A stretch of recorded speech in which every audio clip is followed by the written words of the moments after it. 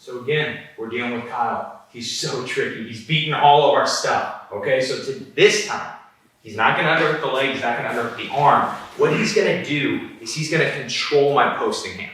We haven't talked about it yet, but when we focus on entries, one of the most important things when it comes to entering this position, besides getting there, is having this hand free, my hand that I'm gonna use to post, okay? The reason being is if we end up here and Kyle has this sleeve, and I start to try to knee cut and he stuffs right here, and then usually, maybe he's like kicking or something like that, yeah, I start to fall if I try to really lean forward. If I were to keep my weight back and I wasn't trying to pass, I probably wouldn't fall. But usually this happens really quick.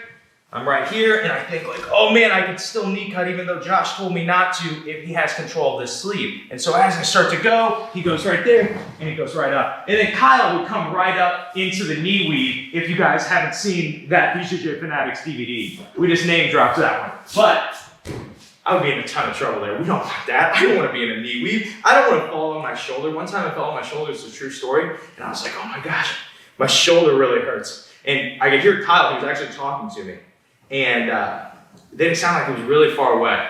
And then one of our buddies that's Brazilian said, hey bro, did you pass out? And I did woke up like this. Nah man, I didn't pass out. I didn't pass out. But apparently I passed out from the pain. You don't want to land on your shoulder. Okay? Whatever you do, don't land on your shoulder, trust me, okay? So, when we're in here, we're gonna deal with that. We'll say that maybe we were, I'd rather deal with it early, like I said. It's hard for him to get this grip while we're in the fight, but maybe he did. Kyle is so crafty. What I always do is whoever controls the outside of one of these sleeve grips wins, okay? So if I start to pull, Kyle pull against me, Kyle's winning here, okay? So keep that same pressure, Kyle. We go to the outside, go ahead and pull. I'm way stronger. When Kyle has the outside, he's pulling against my whole arm. He's very strong. When I had the outside, I'm pulling against his arm, and Kyle is actually pulling like against my wrist. You'll notice a ton of the pressure goes right there, okay? So as I pull up, it's very hard for Kyle, and we just open that space that we needed. We can start to go right into our finish. Okay, so again, we'll give you guys this angle.